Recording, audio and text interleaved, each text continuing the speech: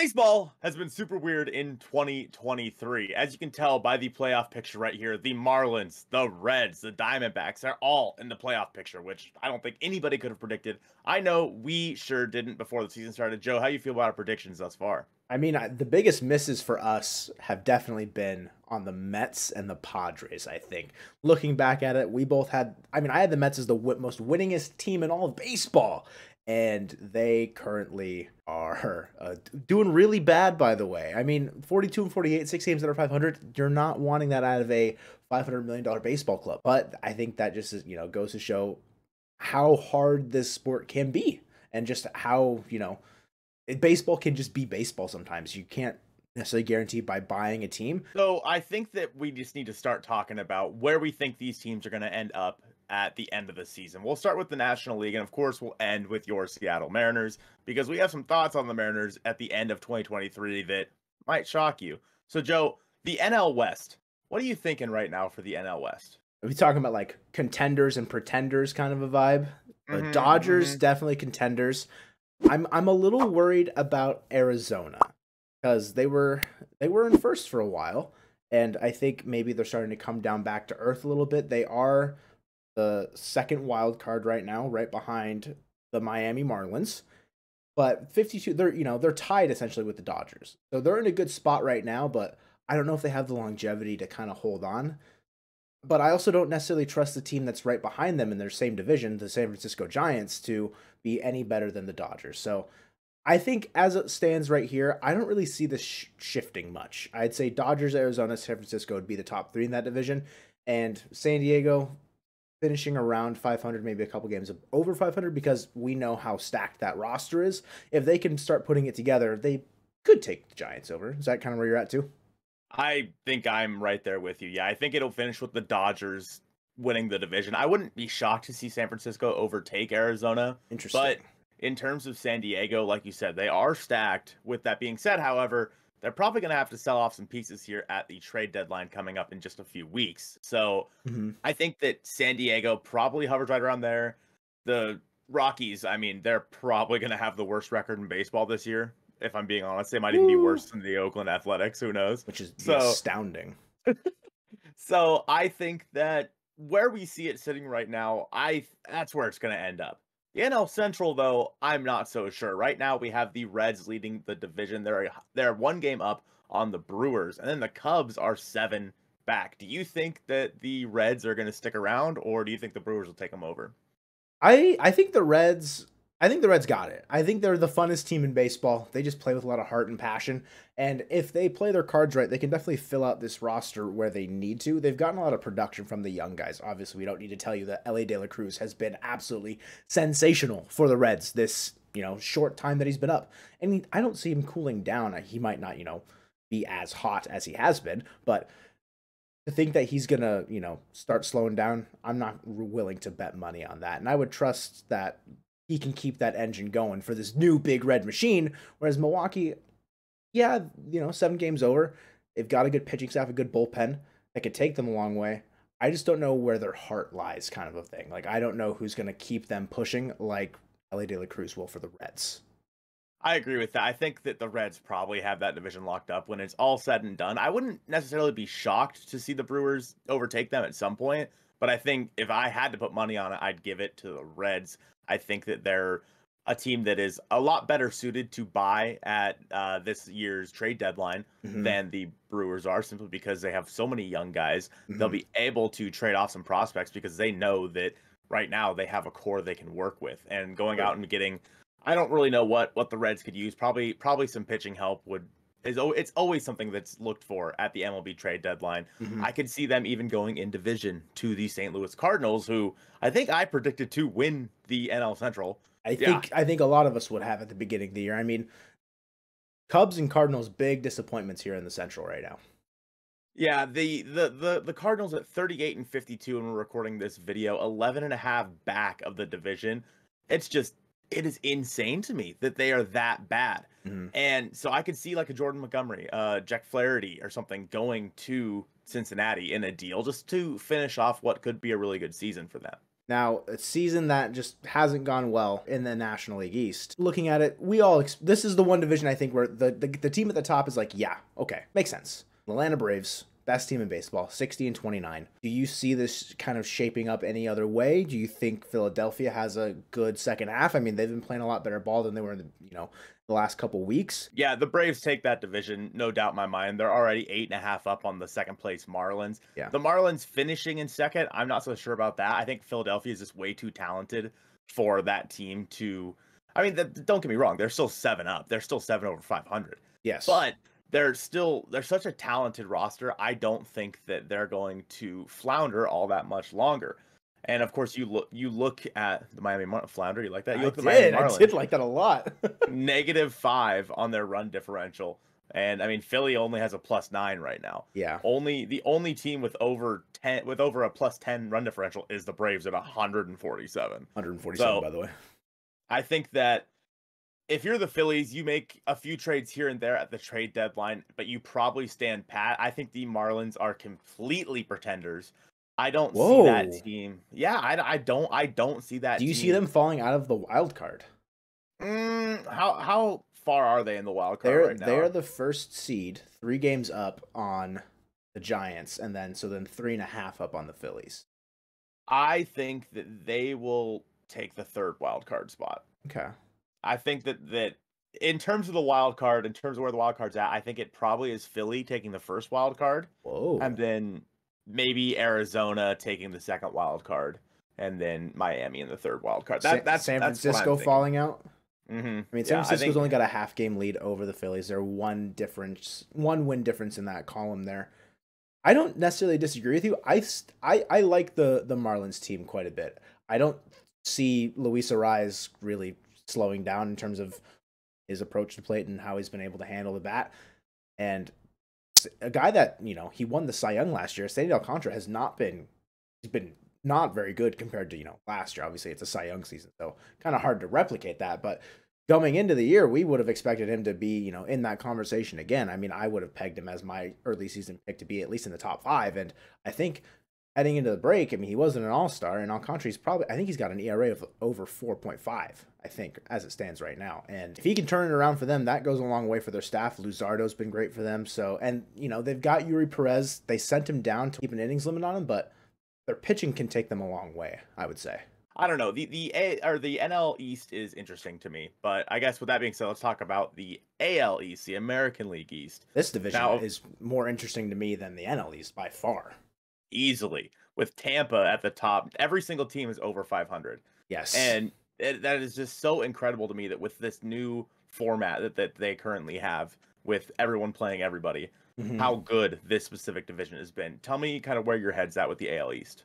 It depends on how the deadline goes. If Baltimore goes out and gets a Dylan Cease or a Giolito, someone, a top-end starting pitcher from a team that is not in it right now, I could see Baltimore taking over this division and running with it to the end. Coming into the break, they're winners of their last 5.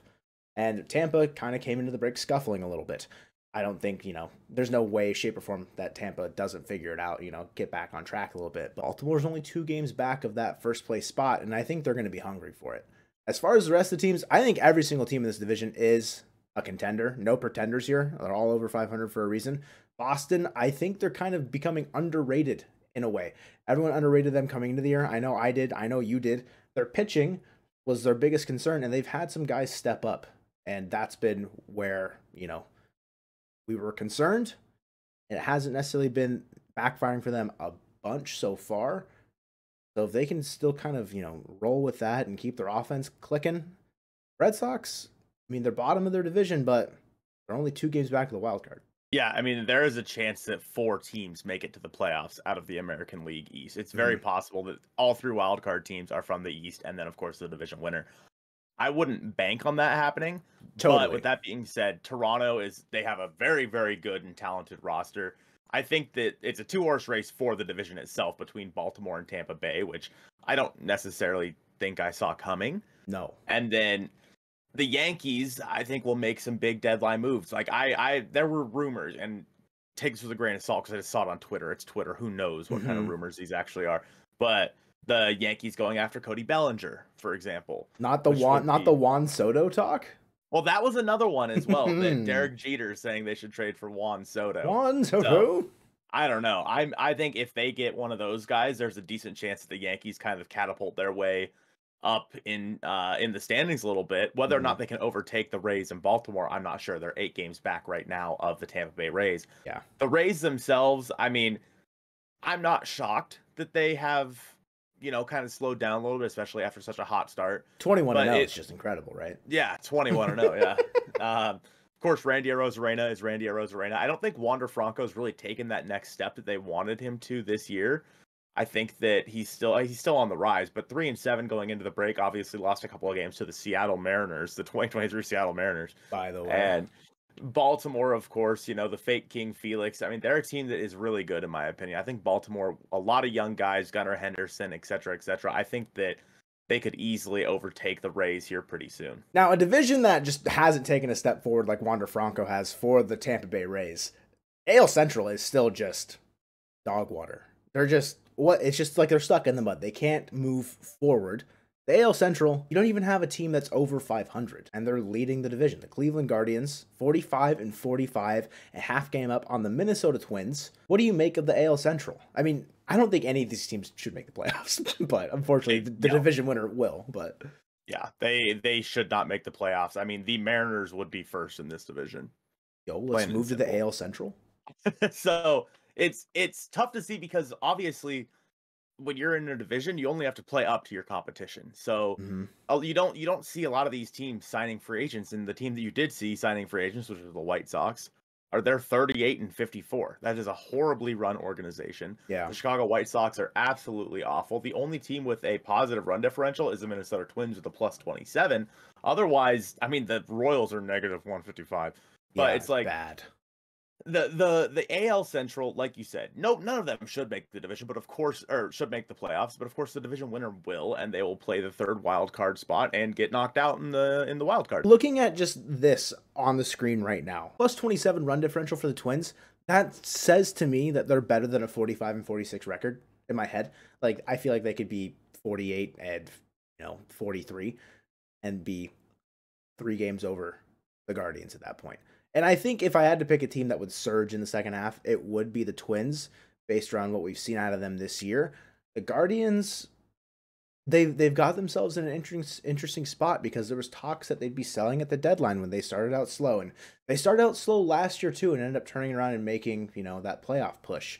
And you come out of the All-Star break and you lose, the first 2 series and you're questioning where you're at for the Guardians. I'm probably still selling Shane Bieber there and just kind of hoping the rest of the division stays middle of the road and you can kind of sneak in.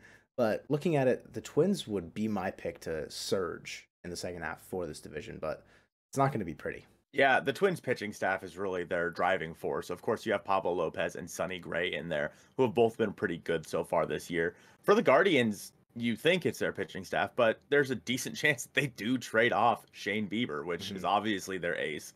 And yeah, the Guardians, I think, are one of the more interesting teams in baseball as to what they're going to do at the MLB trade deadline, because they're a team that, as of recording this, they are first place in that division. But they still might be sellers because, let's be honest, Andres Jimenez has my guy. Yeah, your guy. He's been bad. Fell off. Like, real bad. And they are still a very young team. The whole storyline last year is that Francona took the youngest team to the playoffs, blah, blah, probably just going through some growing pains. I wouldn't be surprised next year if the Guardians come out and win 90 games. It's just they took a step back this year. The American League West, obviously home to your Seattle Mariners. This is an interesting division right now. As of this very moment, the Texas Rangers are in first place at 52-39. The Houston Astros are in third at 50-41. And the Mariners are 45-44 in third place.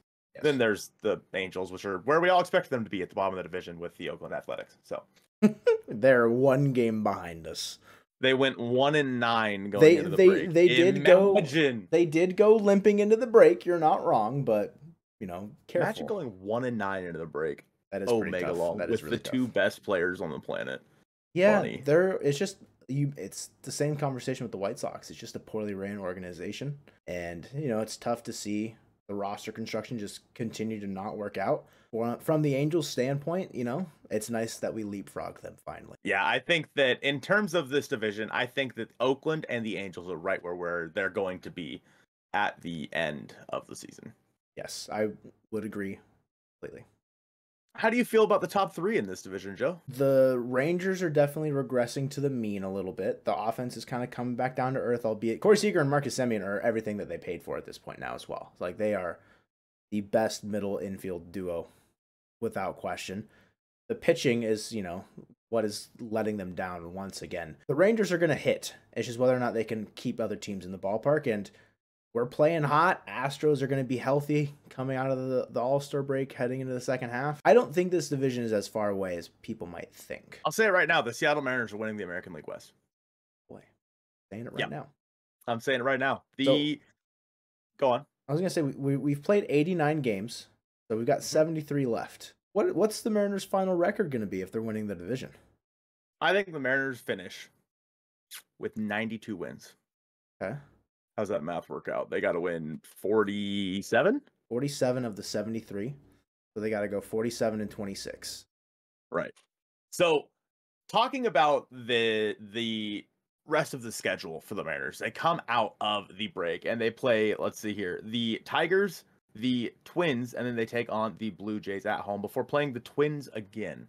Yes. That is a really good way to come out of July. And August looks even better for them. Let's just talk about the teams they play in August really quick. I don't even want to talk about the schedule. The schedule pisses me off. We're just going to move on. They play Boston, then they play the Los Angeles Angels at Disneyland. Then they play the San Diego Padres. They also get to see Kansas City and the White Sox, as well as Oakland and Kansas City again in Boston. You do face Houston at one point, but you did just take 3 of 4 from Houston, and you are 5-2 against them so far this year. Yeah, the Houston Astros are no longer a problem for the Mariners, plain and simple. I think we've definitely kind of figured them out and downloaded them as an opponent. We have figured out how to get to their pitchers, and we've figured out how to keep their offense in the yard. Yeah, we made a video before the season started of can the Mariners catch the Houston Astros? The answer is yes. The answer is no doubt in my mind, yes. With that being said, Houston is going to come back healthier. Obviously, they'll be getting Alvarez back soon. Altuve's been banged up quite a bit. He'll be back soon as well. And this is a team that is, they're working on coming back from a lot of injuries. The Mariners, thankfully, have not had too many injuries on the offensive side of things. Obviously, pitching's a whole nother story. But the Mariners pitching staff is better than the Houston Astros pitching staff. No doubt in my mind. There is zero doubt in my mind. But the Astros definitely have a better offense than the Mariners. I think that the Texas Rangers will continue to be bad. I don't think that they are as good as and we talked about this. They are not going to be offensively as good as the 1927 Yankees. It's not going to continue. It's not happening. They're going to regress to the mean, and we saw it going into the break. They went 3-7 in their last 10. The Rangers are good. Don't get me wrong. Josh Young is probably the AL Rookie of the Year, but the Mariners, I think, have a better, well-rounded team than both the Astros and the Rangers at this point. I think if they're playing all up to their standards for the Mariners, I would agree. The thing that's just hard is you look at how the first half, and the Rangers have the second best run differential in all of MLB, right behind the Rays at plus 148, and the Mariners are plus 36. So you're looking at that, and it just seems like we're spouting nonsense. And I understand that, but I don't know. I don't see it finishing. I think they're just going to fizzle out. There's guys on that roster that are having career years. They're going to slow down, and there are guys on the Mariners that were having career bad years that theoretically, if you regress to a mean, will pick it back up. And the vibes seem high. Depends on how the trade deadline goes as well. Got to consider that. But if we, like you're saying, come out of the break hot, win the first 2-3 series pretty handily, we're going to be buying. And I think we're going to be buying an impact piece. It's not going to be Luis Castillo like last year. That's I think one in a dime a dozen kind of a thing. My best case scenario was them winning 92 games as well. Them going 47-26 over those 73 games. The worst case scenario is winning about 86 games in my head, just going through each opponent, thinking about where they're at. So it's only a 6-game difference where I realistically think that these Mariners can. And I think that even if they don't end up anywhere between 86 and 92, I think is realistic for this team right now. Like it would take obviously an incredible run for them to finish with more than 92 wins, and it would take a pretty bad run for them to finish with less than 86. 86 to 92 is right in that sweet spot for the Mariners, I think. And it could very easily come down to the final couple series of the year. I mean, because the last 4 games, they're against those Texas Rangers.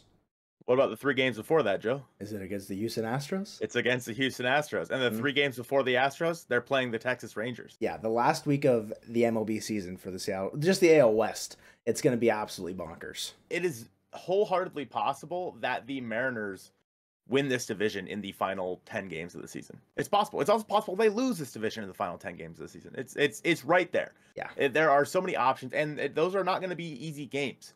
Like, it's not like the Mariners, you know, they will likely control their own destiny going into the final month of the season, in my opinion.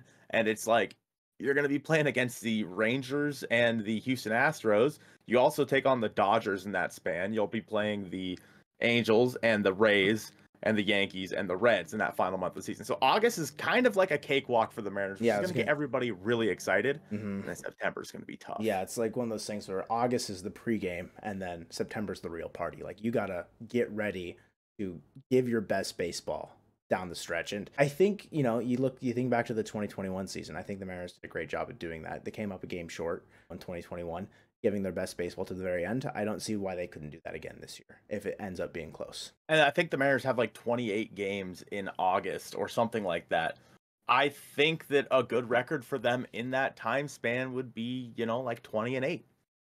If you go 20-8 in August, there's a real shot that you're, as the Seattle Mariners, taking over the division or getting damn near close. So it's an option. It is very, very much an option. The Mariners have a real chance at winning this division right now. They do. That's plain and simple. It's not going to be easy. And of course, the trades they make at the trade deadline are going to be important as well. So if we have the Mariners winning the American League West in this video, in another video that is on the screen now, we talked about grades for the first half for the Mariners for every single player almost. Go ahead and click on that one now. Appreciate you guys watching this one, and go Mariners.